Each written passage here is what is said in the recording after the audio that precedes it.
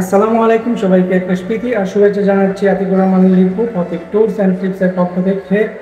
আপনারা যারা ভিজিট ভিসায় বিভিন্ন দেশে যাওয়ার জন্য ফাইল জমা করতেছেন কিংবা ভাবতেছেন সামনে ফাইল জমা করবেন কিন্তু ট্রাভেল হিস্ট্রি নাই, বিশেষ করে যারা অলরেডি কানাডায় রিফিউজ হয়েছেন আবার চাচ্ছেন সামনে রিফিউজ ফাইল সাবমিট করার জন্য রিসাবমিট করার জন্য, আপনারা একটা জিনিস ভালো করে খেয়াল রাখেন, ভালো করে এটা মাথায় রাখেন যে আপনি শুধু ভিজিটের জন্য আবেদন করেছিলেন, ট্যুরিস্ট ভিসার জন্য আবেদন করেছিলেন কানাডায়, রিফিউজ হয়েছেন কিন্তু এর মধ্যে আপনি অন্য কোনো দেশে ট্রাই করতেছেন না, ভিজিটের জন্য ট্রাই করতেছেন না বা যাচ্ছেন না, আপনার পার্শ্ববর্তী কোনো দেশে যাচ্ছেন না, এরকম অস্ট্রেলিয়ার ক্ষেত্রে, সুইডেন, ইস্তোনিয়া এইসব দেশের ক্ষেত্রে প্রত্যেকটা অ্যাপ্লিকেশনে একটা লাইন থাকে যে আপনি লাস্ট 5 বছরের মধ্যে কোথায় কোথায় গিয়েছেন, আপনার পার্শ্ববর্তী দেশ যেগুলো সেগুলো ভিজিট করেছেন কিনা।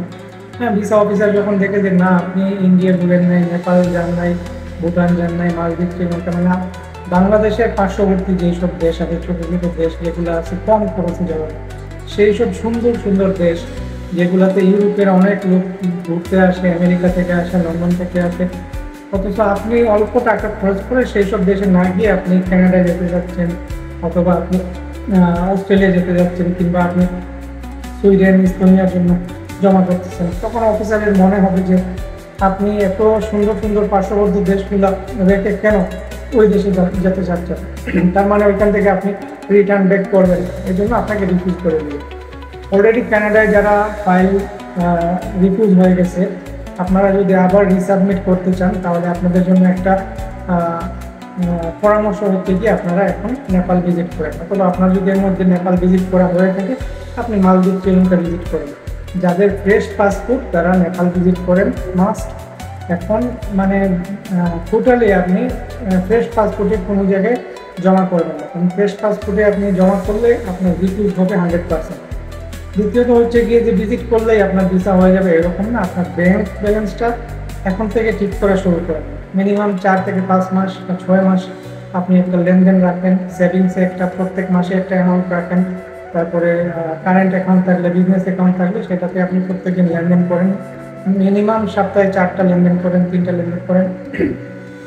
এগুলো করে যদি আপনারা ট্রাই করেন কোনো দেশে, ইউরোপের হোক, আমেরিকা হোক, কানাডা হোক কিংবা ইউকে হোক, তাহলে আশাবাদী মানে একটা আশা থাকে যে আপনি ভিসা পাবেন, মনে হয় যে মানে একটা আশা করতে পারি যে ভিসা পাওয়ার সম্ভাবনা আছে। বাট যেই সব রিকোয়ারমেন্ট আছে, আপনি ট্রাভেল করেছেন কিনা, কোনো ট্রাভেল হিস্ট্রি নাই, আপনার ব্যাংক স্টেটমেন্ট আছে কিনা বা ব্যাংকের ব্যালেন্স আছে কিনা সেটাও নাই, আপনার ট্রেড লাইসেন্স নাই, টিন সার্টিফিকেট নাই, মানে কোনো কিছু নাই, এজেন্সিকে বলবেন সব কিছু আপনি করে দেন, তো এগুলো তো সব ফেক দিয়ে দেবে এজেন্সি, মানে অর্থাৎ হচ্ছে যারাই কাজ করে, আমি করি যেই কেউ, তারা ফেক ডকুমেন্টসগুলো দিবে আপনাকে, তো অরিজিনাল আপনার নামে তো কেউ বানিয়ে দিতে পারে।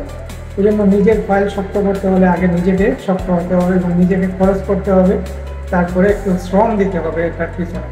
আপনি বড় কোনো দেশে যেতে হলে আগে ছোটো ছোটো দেশগুলো ট্রাভেল করে ভিজিট করে তারপরে আপনি বড় দেশে পাড়ি দিতে পারবেন।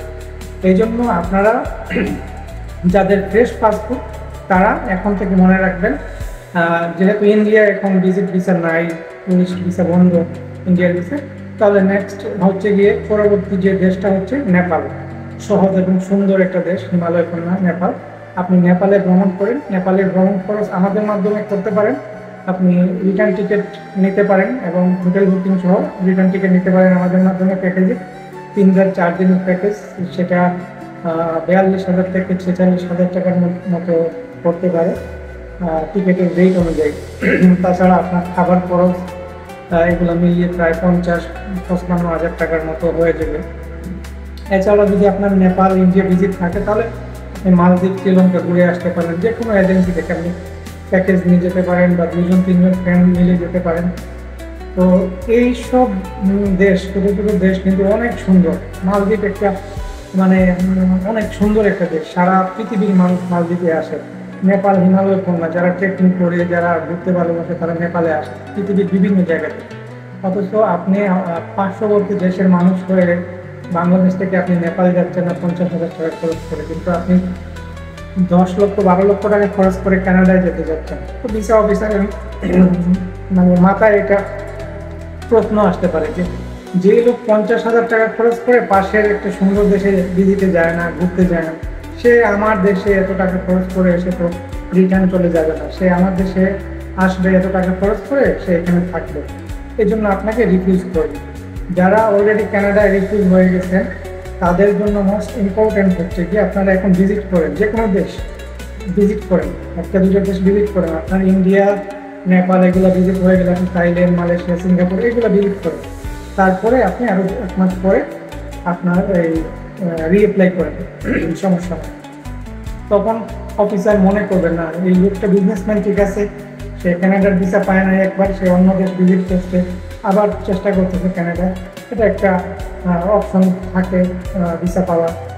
দ্বিতীয় কথা হচ্ছে গিয়ে সামনে 2026-এ ফুটবল বিশ্বকাপ আসতেছে।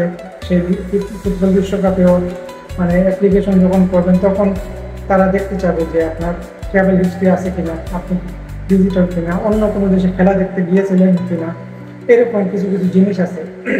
আগের থেকে এগুলো সবাই গুছাই রাখেন।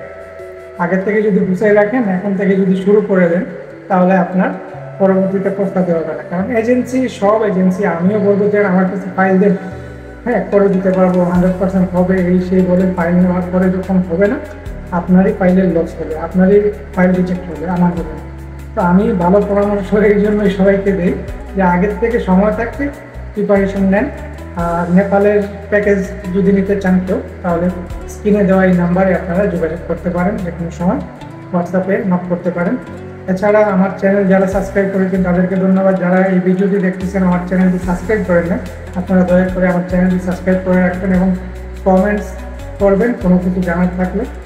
আর আপনাদের বন্ধু বান্ধব যারা আছে তাদেরকে ভিডিওটি শেয়ার করে দিবেন, কারো উপকারে আসতে পারে হয়তো। তো সবাই ভালো থাকবেন, সুস্থ থাকবেন। আরেকটি কথা হচ্ছে, আমার অফিস হচ্ছে সিলেটের টিলাগড়ে, সিলেট টিলাগড় পয়েন্ট আমার অফিস, মহাপ মেনশনের দ্বিতীয়তলায়, Prateek tours and trips online service point, মহাপ মেনশনের দ্বিতীয়তলায়। তো সবাই ভালো থাকবেন, সুস্থ থাকবেন, আল্লাহ হাফিজ।